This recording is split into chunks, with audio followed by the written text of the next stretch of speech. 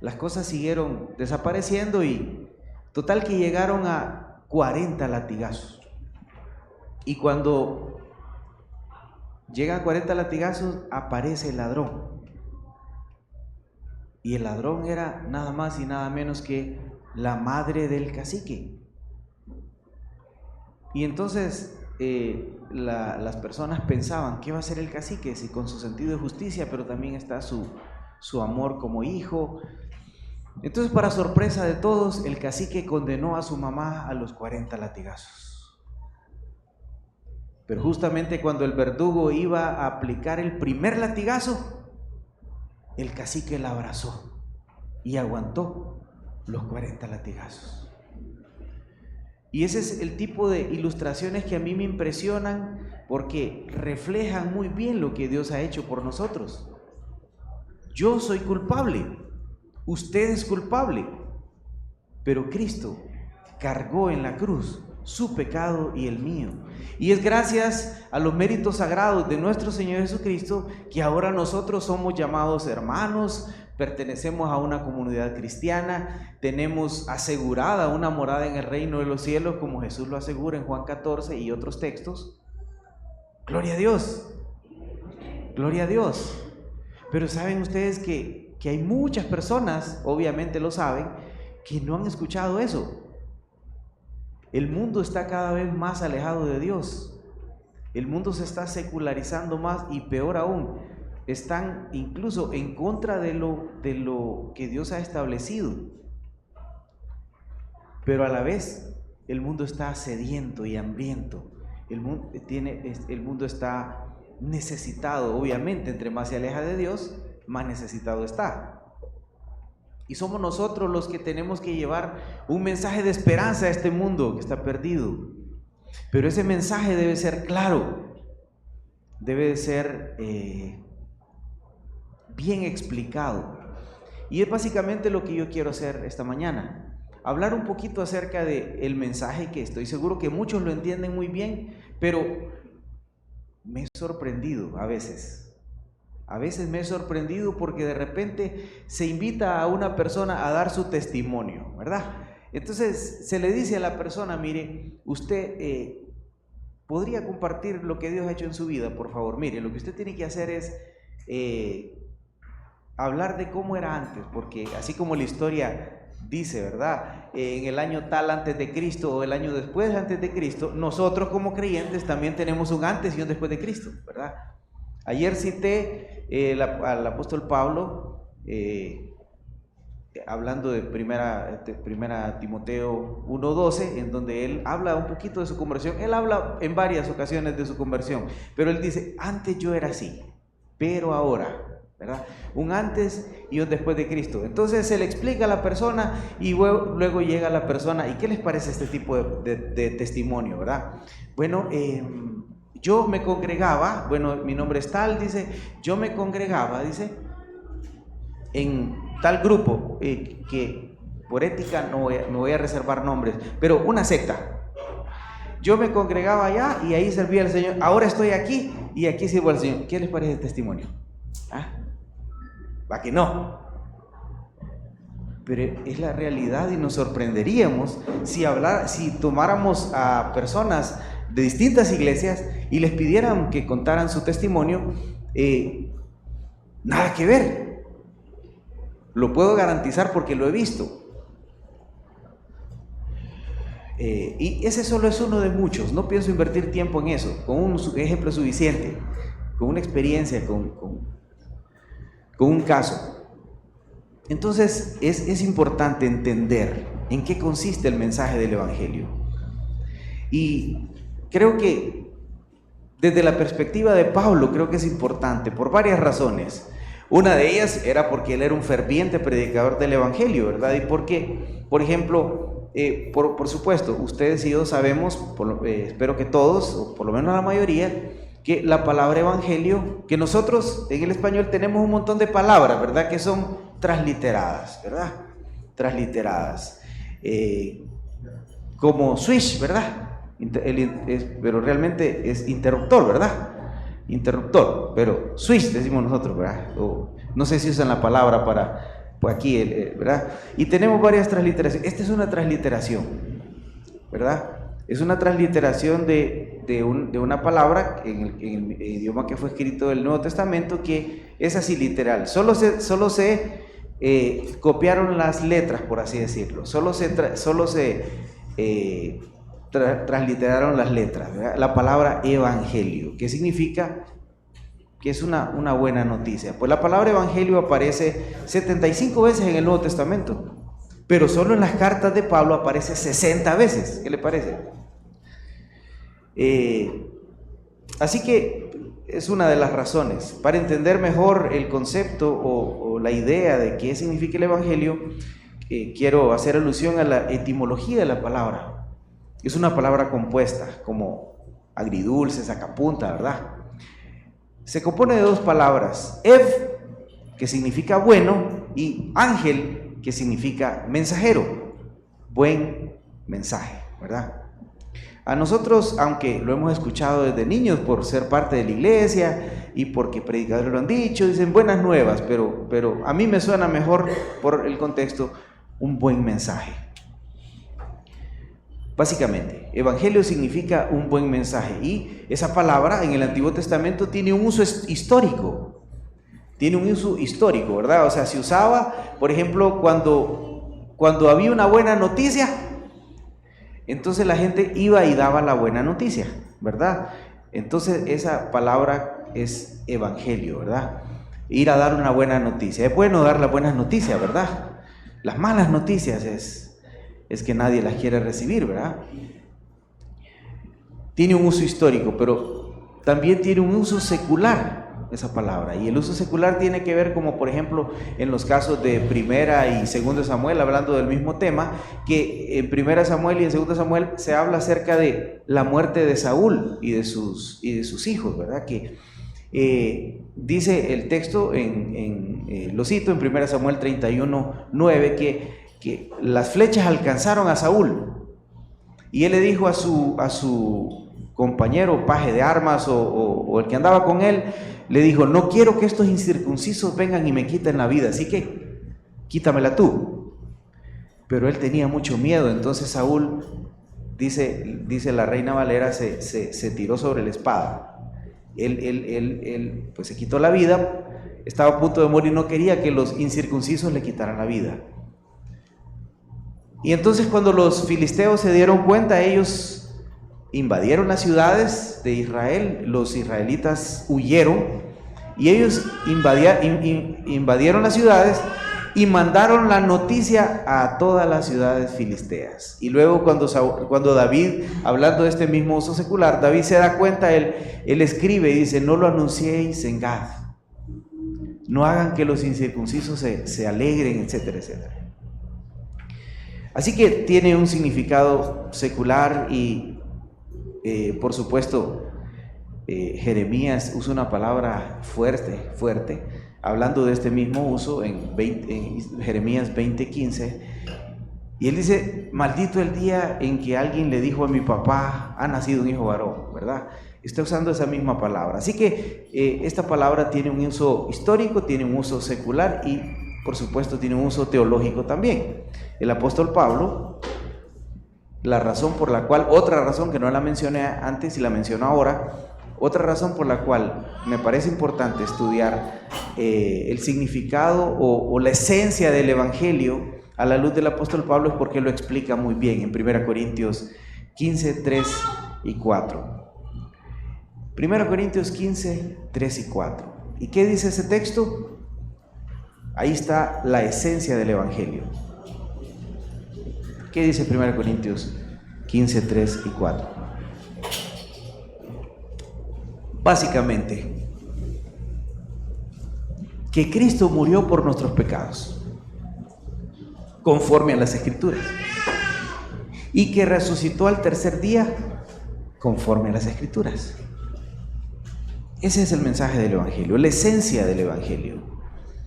Por supuesto, alrededor de la esencia del evangelio hay un montón de conceptos profundos, desde los cuales uno puede presentar el evangelio. la justificación. Básicamente es lo que la historia inicial ilustró. Hay un culpable, pero alguien paga por él, ¿verdad? Pablo usa, por ejemplo, un término jurídico romano, porque no sé si hay alguien que estudia derecho. En la universidad uno lleva una clase que se llama derecho romano, porque la cuna del derecho es Roma. Y había un concepto que es la justificación. Y la justificación tiene que ver con que el juez dice, bueno, este es culpable, todo el mundo sabe que es culpable, pero yo lo declaro inocente. Vaya, ¿verdad? En este caso nosotros somos culpables, pero por los méritos de Cristo nosotros somos inocentes. Alrededor de ese concepto profundo del Evangelio también está otro concepto muy, muy profundo y tan bonito como la gracia. La gracia de Dios. Más adelante voy a hablar un poquito de eso, solo lo voy a explicar como un ejemplo del significado de la gracia de Dios, ¿verdad? Pero adelanto que es algo que no merecemos. Y quiero enfatizar, creo que lo mencioné ayer, que es importante pensar en la gracia y asimilar la gracia porque lamentablemente todos pecamos. Por eso hay algunos grupos que piensan, equivocadamente, por cierto, que si uno se porta bien, pues va al cielo, y se porta mal, pues ya no, ¿verdad? O sea que la salvación se pierde. Nosotros creemos que no, porque la Escritura enseña que Dios nos ha dado vida eterna. Y dice Efesios que Él nos ha sellado con su Espíritu, y dicho sea de paso, el Espíritu nos sella y Él es mismo el sello. El sello es el hecho de que Él queda morando en nuestro corazón. Le pertenecemos, ¿verdad? No es que ahorita te portaste mal, te lo quito, ¿verdad? Si más tarde te portas bien, no. Somos pertenencia del Espíritu. Dios, le pertenecemos. Por eso, ¿saben qué? Me gusta tanto ese himno, ya pertenezco a Cristo, porque de repente uno podría hasta cantarlo sin pensar, ¿verdad? A veces podríamos cantar sin pensar, pero qué bonito es pensar y apropiarnos, ya pertenezco a Cristo, porque Jesús les dijo, especialmente considerando las palabras de Jesús, a aquellos que creían ser hijos de Abraham, le dijo, vosotros sois de vuestro padre el diablo. Vaya, dígale a un incrédulo que dijo del diablo, a ver si le va a gustar, ¿no? Y qué feo suena, ¿verdad? Jesús les dijo, pero decir, ya pertenezco a Cristo, que qué bonito, ¿verdad? El Espíritu Santo entonces mora en nosotros, tenemos esa vida eterna, ¿verdad? Y como nuestra mente ha sido transformada y hemos sido liberados del pecado y de la esclavitud del pecado, el mundo o las personas del mundo quieren ser libres de la condenación del pecado, pero seguir pecando, ¿verdad? Hay personas que quieren llegar a la puerta estrecha por el camino ancho. Eso es imposible. Disfrutar de los placeres de este mundo y a la vez disfrutar de la vida eterna. Eso no se puede. Aparte que en Cristo encontramos satisfacción plena que nada de este mundo la puede dar. Pero en fin. Entonces, un concepto profundo como la gracia. El creyente no quiere pecar, y de hecho lo peor que le puede pasar a un creyente es pecar. Ni siquiera es la pérdida de un ser amado, aun por duro que es, ni siquiera es que el banco le diga, mire, usted quedó sin nada, o que le diga el médico, mire, usted tiene 2 semanas de vida, ¿no? Nada de eso es tan duro para el creyente como pecar, ofender el carácter santo de Dios. Pero pecamos, lamentablemente. Por eso la gracia es tan importante. En fin, entonces hay otros conceptos, como el concepto de pecado, por ejemplo. Está el nuevo nacimiento, ¿verdad? Que Dios nos ha hecho renacer, ¿verdad? Así como le dijo a Nicodemo en Juan capítulo 3. Pero la esencia del Evangelio tiene que ver con la vida de Cristo. La vida, cuando Él anduvo en este mundo, Él derramó su misericordia sobre todas las personas que lo escucharon. Sanó enfermos, echó fuera demonios. Y muchos fueron, había una mujer que padecía de flujo de sangre y el Señor la sanó después de años de haber perdido todo su dinero y nadie le podía, pero Jesús lo sanó. Cambió la vida de muchos, como Zaqueo, por ejemplo. Pero también celebramos la muerte de Jesús. La muerte de Jesús. Cada mes nosotros tenemos la costumbre, como Iglesia Centroamericana, de celebrar la Cena del Señor, y entonces nosotros comemos el pan, que dicho sea de paso, la fe Jesús la describe como comer de Cristo. El pan representa el cuerpo de Cristo que fue lacerado, pero el vino representa la sangre de Cristo que nos limpia de todo pecado. Pero ¿qué hubiera pasado? Un teólogo planteó esta interrogante y a mí me pareció interesante, porque ¿qué hubiera pasado si hablamos de la sangre de Cristo?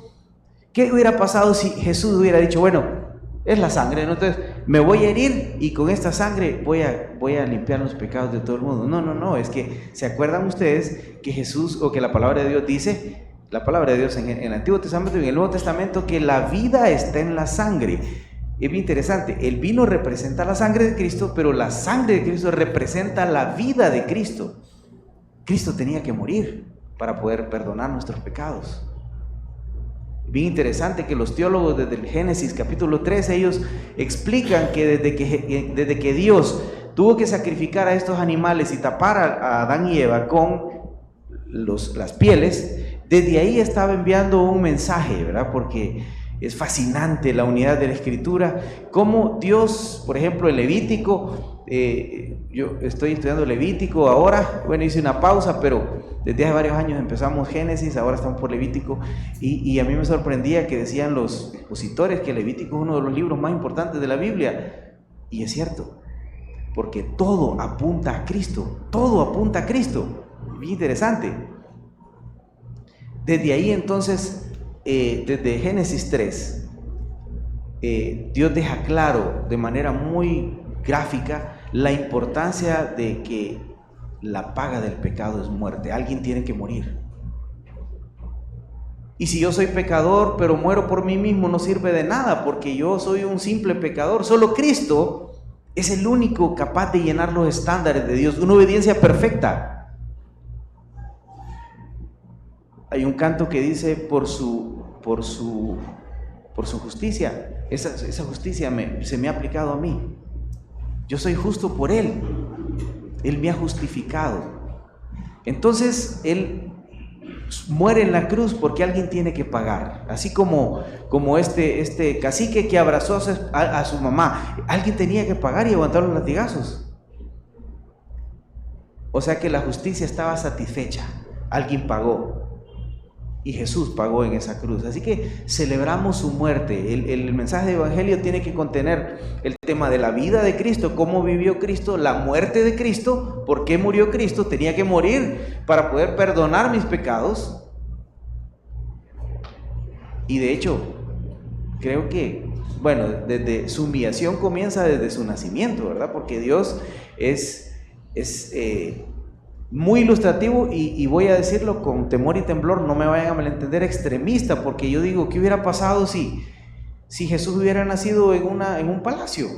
¿Habría algunas implicaciones teológicas? Creo que no, esa es mi perspectiva humana, pero no, nació en un pesebre con los animales, siendo el creador del universo, siendo el dueño de todo, el dueño del oro y la plata, pobre, sin nada. En Ciguatepeque y en algunos lugares en otros lugares, ¿verdad? Hacemos un culto unido con las iglesias centroamericanas, ¿verdad? Y un día le tocó a una iglesia y el día de Navidad, y eso implica la decoración y la música, y entonces ellos hicieron un pesebre con animales reales, ¿verdad? Y yo solo me acerqué y qué mal olía usted. Y esto que solo era un ratito, unas horas. Ahora imagínese estar metido ahí en ese lugar, en un establo, con los animales, ¿verdad? Las condiciones de higiene y todo, qué extremista, ¿no? Se humanó, ahí empieza su humillación, pero por si eso fuera poco, tuvo que vivir entre tanto pecado. Miren, ¿saben? Yo no puedo imaginarme de otra manera como hubo un tiempo antes de pandemia, últimamente no lo hemos hecho, pero hicimos varias visitas al basurero de ahí de la ciudad de Ciguatepeque, y mire que había que estar viendo dónde pararse, porque era peligroso pararse en cualquier lugar. Y yo pensaba, así se ha de haber sentido Cristo ante tanta maldad, ante tanta suciedad por el pecado. ¿Se imaginan ustedes un hombre santo viviendo entre tanto pecador que conocía los pensamientos de las personas? Y el clímax de su humillación es esa cruz. Cuando Él tiene que cargar con todos los pecados de la humanidad. Y aunque los teólogos no se ponen de acuerdo y debaten largamente sobre puntos, sobre cómo es que Dios muere, etcétera, etcétera, ¿verdad? ¿Cómo es posible? Etcétera, etcétera. Pero no es el punto. El asunto es que, ¿cómo es que el Padre se aleja del Hijo si son uno solo? Que dice el doctor Emilio Antonio Núñez, dijo hay algo que no me hace, en otras palabras, voy a citarlo, él habló acerca de que él no podía explicar la Trinidad, ¿verdad? Y que de alguna manera eso no lo hacía sentir bien, pero hay algo que me hace sentir bien, dice, y es que nadie puede. ¿Verdad? Es un misterio, pero está Cristo en la cruz cargando los pecados, y por eso Él declara: Padre, ¿por qué me has desamparado? Porque Dios no puede haber pecado, porque en ese momento Él estaba cargando los pecados de todo el mundo, de los violadores, de los asesinos, de lo más malo, estaba cayendo sobre Cristo. El que no cometió pecado, por nosotros lo hizo pecado. Y muere en esa cruz, pero también el otro elemento fundamental del Evangelio es la resurrección. La resurrección de Cristo es uno de los temas, es el corazón del Evangelio. Si esta es la esencia del Evangelio, la resurrección es el corazón del Evangelio. Pablo dice: si Cristo no resucitó, más adelante, pues van a nuestra predicación y van a nuestra fe. Pero ahora Cristo ha resucitado. De hecho, también dice en Colosenses, se refiere a Cristo como el primogénito de los muertos, ¿verdad? Y dice el primogénito de toda la creación, el primogénito de los muertos, para que en todo tenga preeminencia. Está hablando de la importancia de la resurrección de Cristo. Así que el Evangelio debe contener, cuando hablamos del Evangelio, debe contener estos elementos, ¿verdad? Pero por supuesto hay otros textos que contienen el Evangelio. En una ocasión, creo que para una Navidad, yo prediqué primera Timoteo 1:13, palabra fiel y digna de ser recibido por todos, que Cristo Jesús vino al mundo para salvar a los pecadores, de los cuales yo soy el primero. Ese texto no solo contiene el Evangelio, sino que también habla acerca de, está, por así decirlo, el proceso completo, la revelación de Dios por medio del sacrificio de Cristo Jesús y la respuesta del ser humano.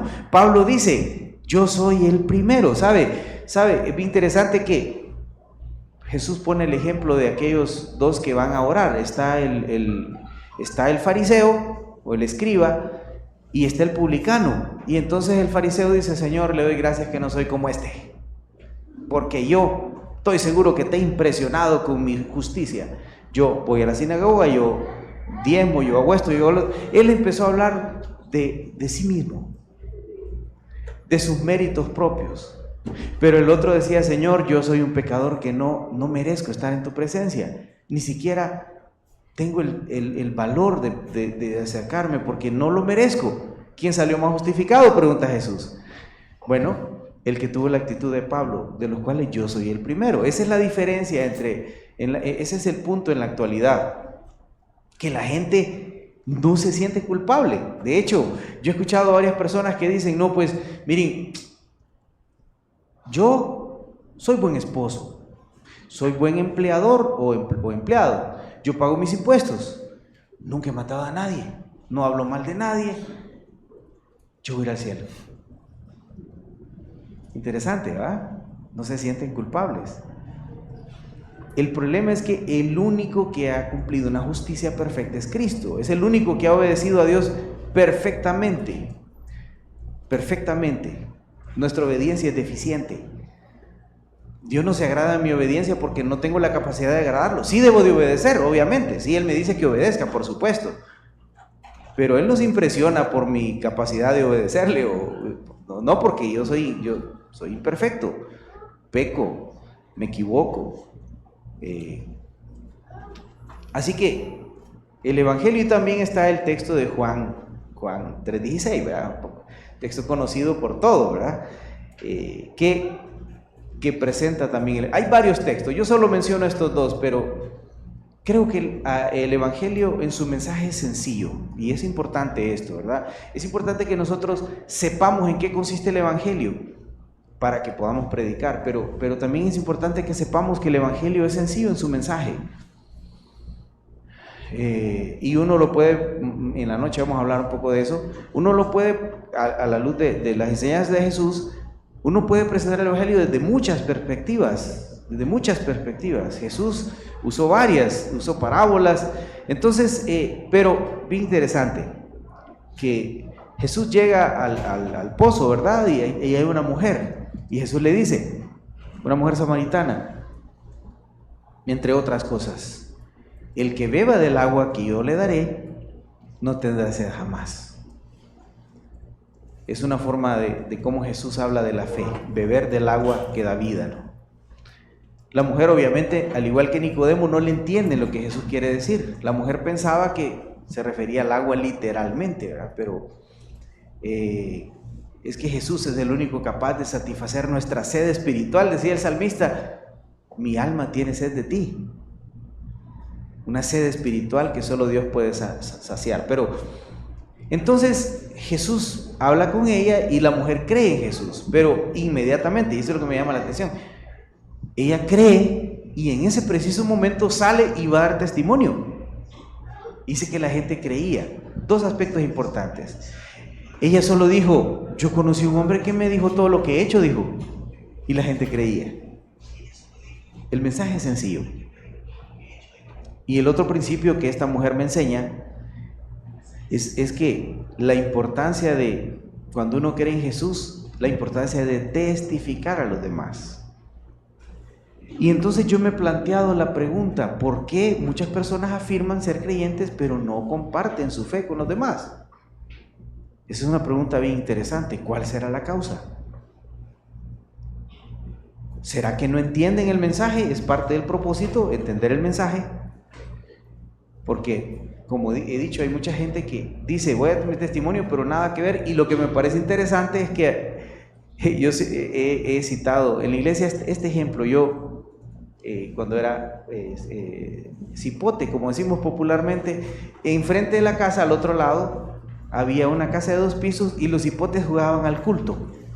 ¿Ya? Es el juego de los cipotes, jugaban al culto. Entonces decían, cantemos tal, cantaban, ¿verdad? Ahora va a pasar la hermana tal y da el testimonio. Entonces decía la cipota, ¿verdad? Yo era borracha, amén, los cipotes, va gritando allá, amén, ¿verdad?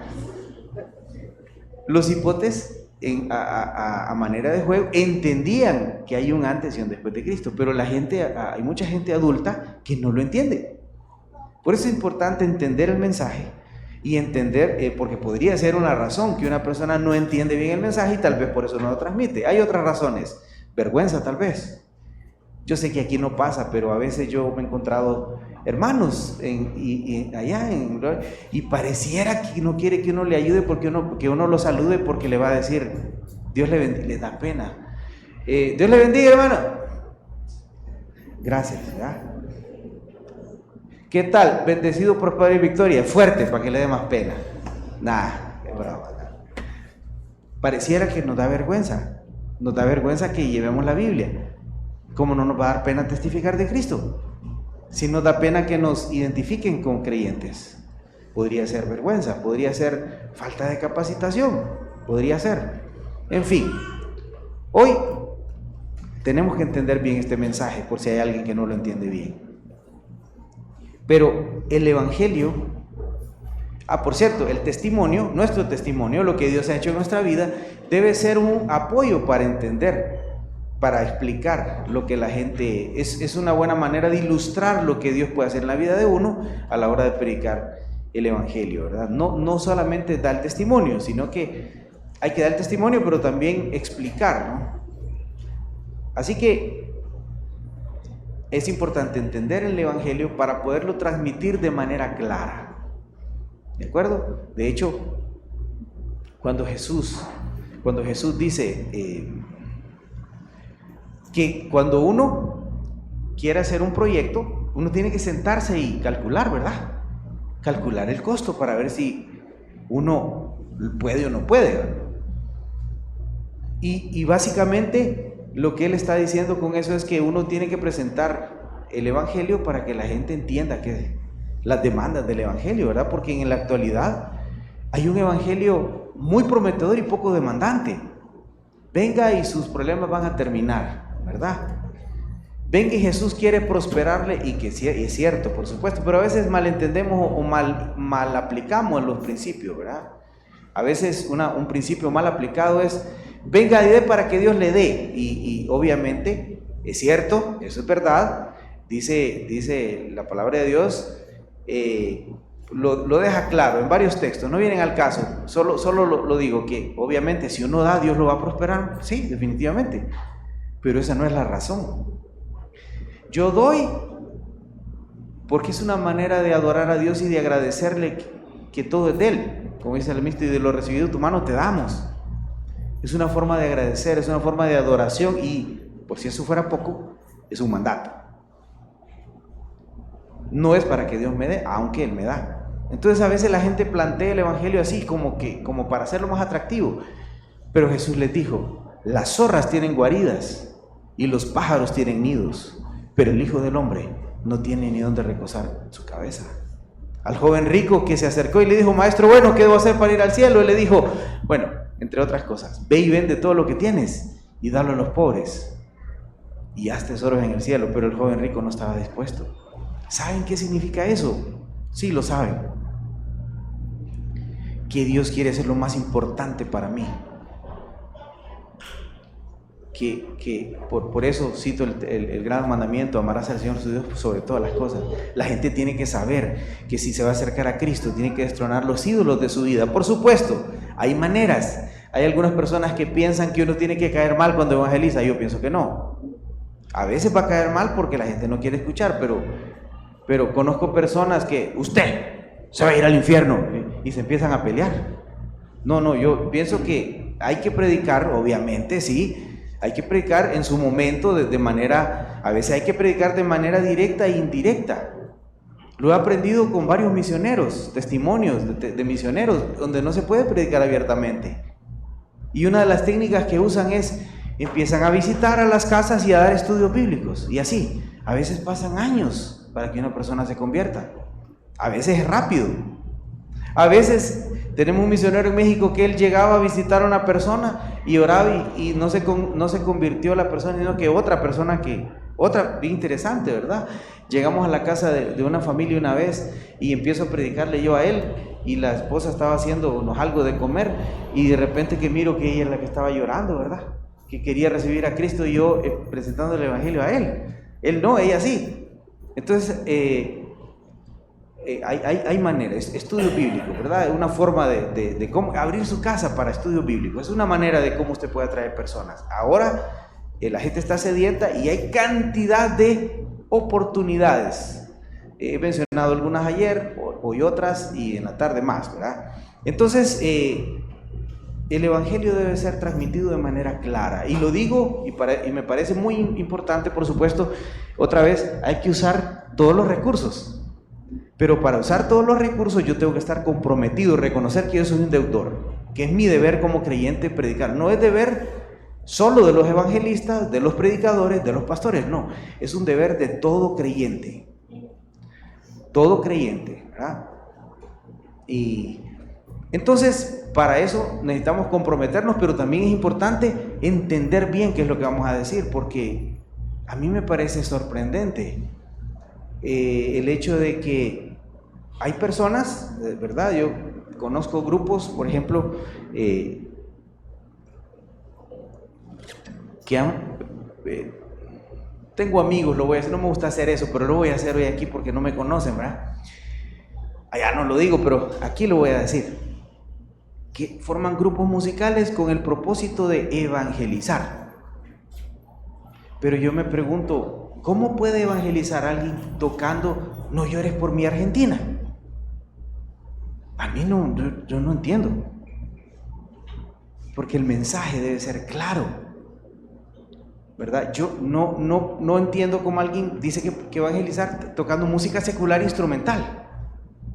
¿Qué mensaje transmite eso? En mi opinión no transmite nada. Por eso es importante entender. O tocando música folclórica. Y lo hacen, dicen, tenemos una actividad evangelística, tocando música secular instrumental. Eso no transmite nada. Y sí se puede. De hecho, tal vez más en la tarde cito algunas experiencias acerca alrededor de la vida de Johann Sebastian Bach, que fue amigo de Lutero, y que él en todas sus partituras, él no escribió su nombre, sino que escribió Soli Deo Gloria, solo a Dios sea la gloria. Todo lo que él escribió era para la gloria de Dios, aunque es instrumental. Y incluso ateos han declarado, porque hay un chelista famoso, Yo-Yo Ma, y él interpretó algo de Bach, ¿verdad? Y se acercó un ateo y le dijo: ese es el mejor argumento de la existencia de Dios que he escuchado. ¿Qué le parece? Interesante, sorprendente. No, hay que transmitir un mensaje claro. Yo les hablaba con los hermanos que una de las actividades que a veces hemos hecho es hacer conciertos y yo invito, por ejemplo, a personas de otras iglesias, invito a incrédulos, ¿verdad? Por ejemplo, hay una persona que es incrédulo y me parece a mí que es una de los mejores cantantes de Honduras, es un tenor natural increíble. Y entonces yo le doy la canción de Sublime Gracia y le digo: mira, Sublime Gracia, y le explico la gracia de Dios y le digo: es lo que Dios hizo por mí, cantémoslo. Él es incrédulo y lo cantamos. Yo digo, tiene que provocar algo en su corazón, ¿va? Pero cuando estamos en el concierto, yo les digo a la gente, le explico la gracia, porque me parece a mí que una buena forma de ilustrarlo es la experiencia de Jean Valjean. Él ha salido de la cárcel, es esa obra famosa de Víctor Hugo, Los Miserables, y nadie le quiere dar hospedaje. Nadie.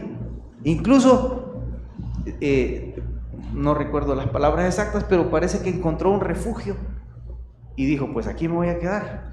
Estaba acomodándose cuando escuchó el gruñido de un perro.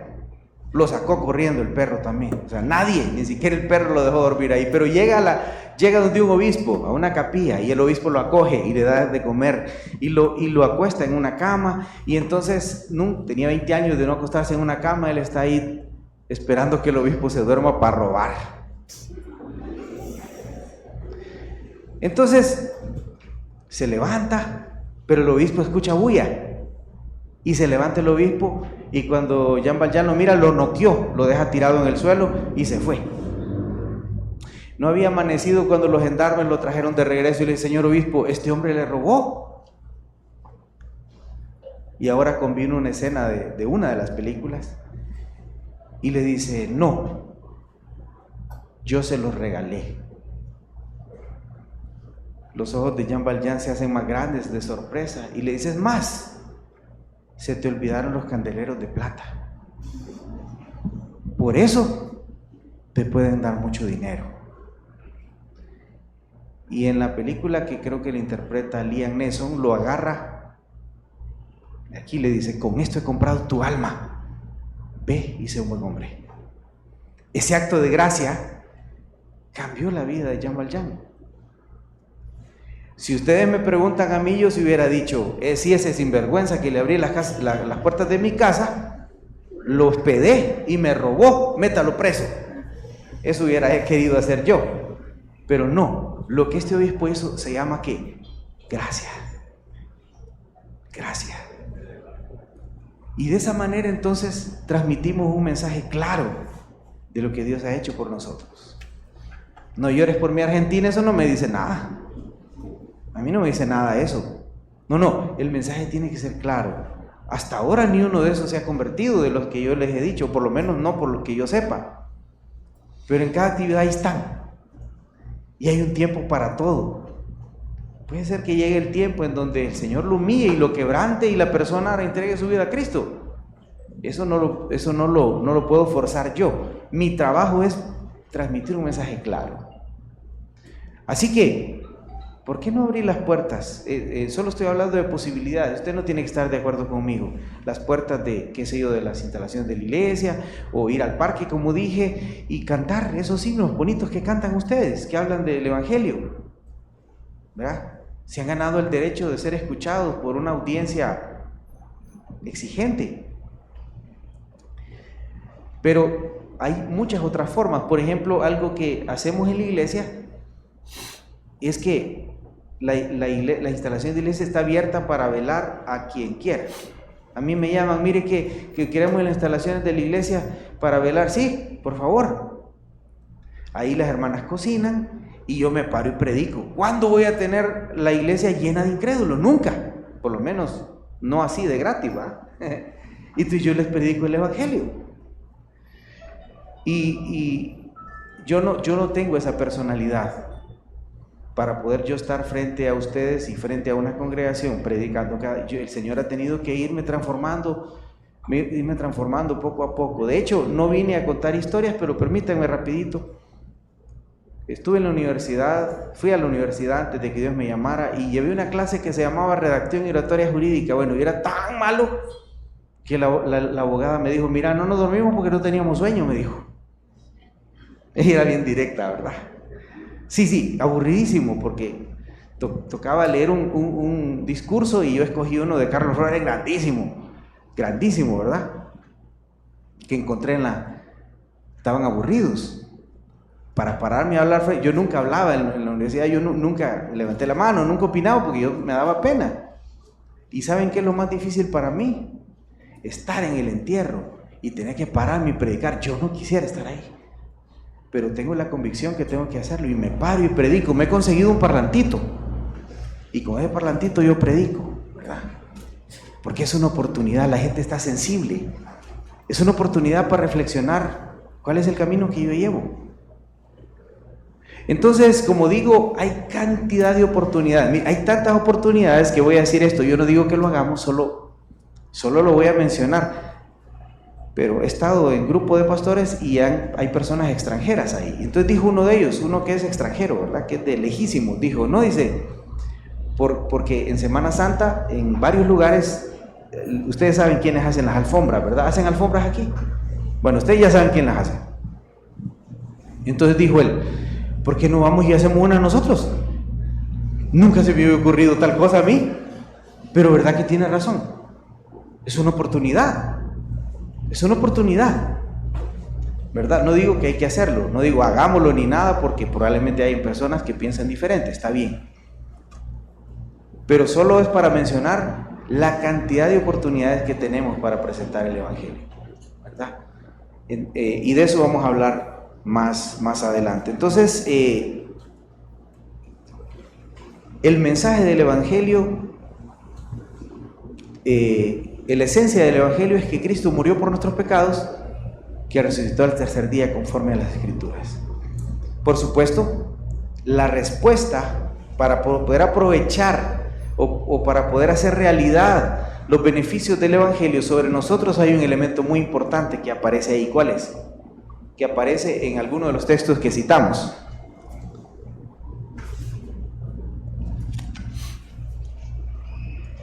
Y es la fe.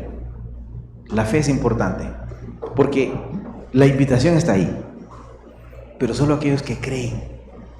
Y dije al principio que Jesús dice, el que come mi carne y bebe mi sangre tiene vida eterna, ¿verdad?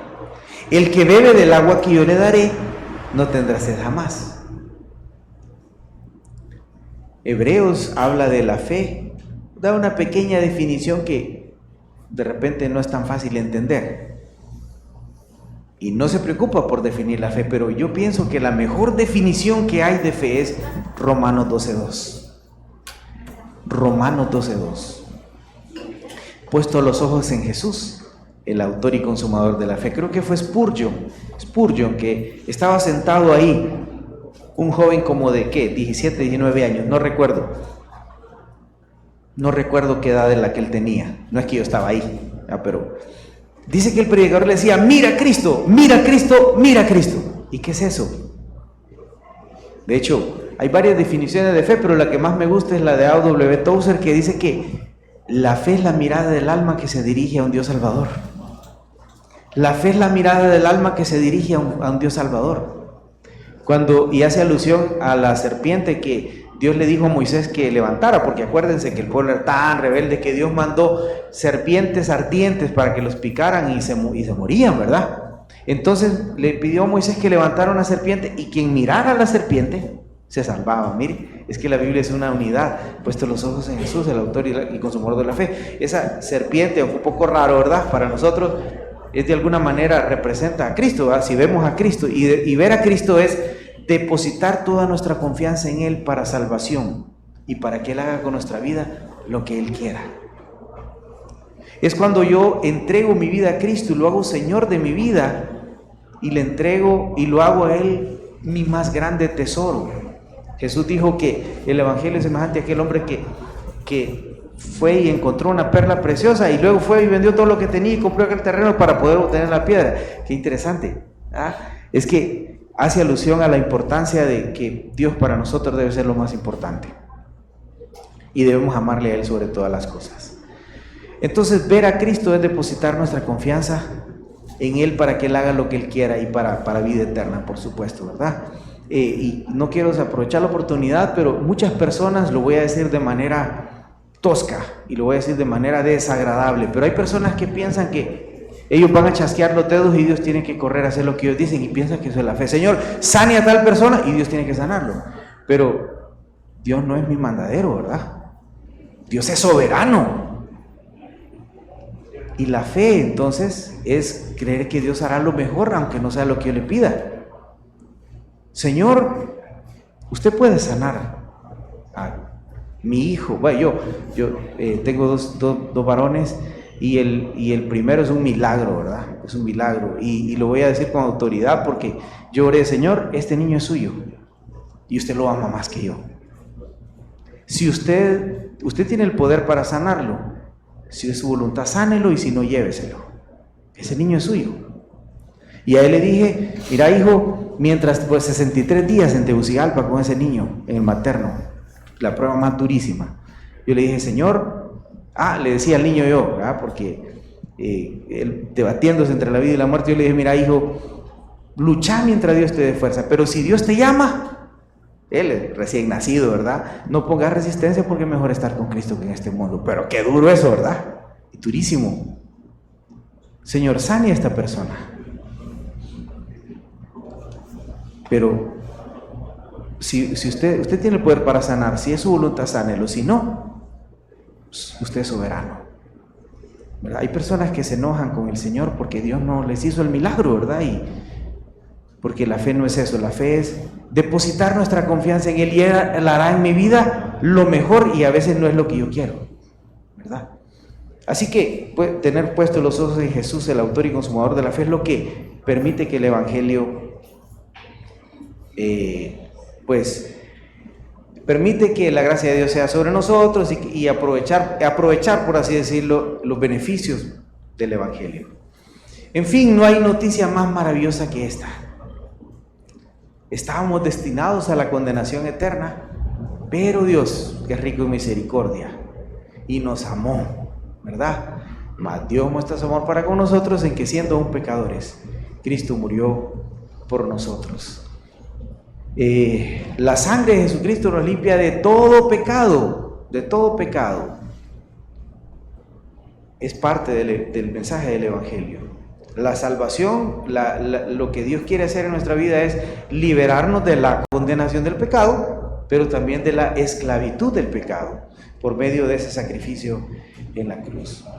Entonces, amados hermanos, asegúrese que usted entiende bien cuál es el mensaje que va a transmitir. Pero antes de eso, usted tiene que estar convencido de una cosa. Usted tiene una responsabilidad, usted tiene una misión, la misión de Dios, la misión de predicar el Evangelio a todas las personas que están a su alrededor. Ese es su deber. Tiene que aprender, primero tiene que comprometerse, luego tiene que entender bien qué es lo que usted va a transmitir, ¿verdad? tiene que liberarse de los prejuicios, tiene que renunciar al temor, tiene que tomar la decisión de comenzar a predicar. Y más tarde vamos a hablar de otras formas de hacerlo y de lo que implica, de los elementos, por así decirlo, que debe de llevar la predicación del Evangelio. Entonces, hermanos, yo estoy seguro que nosotros hemos escuchado el Evangelio desde niños, pero ¿saben qué? Por el contexto del COVID voy a decir que es lo que voy a hacer alusión mejor a lo que pasa a los niños cuando nacen, ¿verdad? Que hay que vacunarlos y le inyectan en pequeñas cantidades los virus para que el cuerpo desarrolle defensas.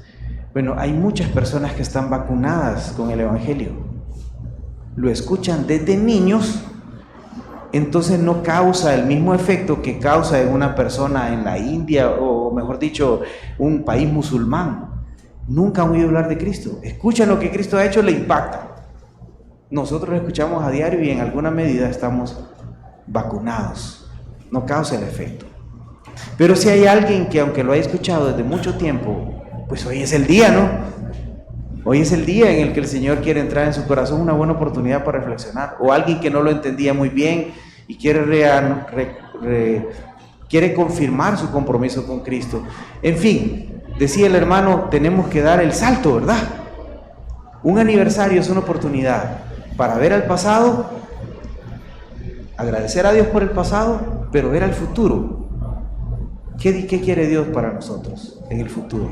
Bueno, quiere una iglesia que cumple su propósito, quiere una iglesia que está comprometida con su misión, una iglesia que va a ser luz aquí en esta comunidad y que muchas personas van a venir a Cristo por medio de ustedes. Así que, amados hermanos, que el Señor nos ayude a todos a predicar el Evangelio, porque dijimos ayer somos deudores, pero un Evangelio que sea claro, un Evangelio como el que Jesús predicó, no el Evangelio que se predica en la actualidad.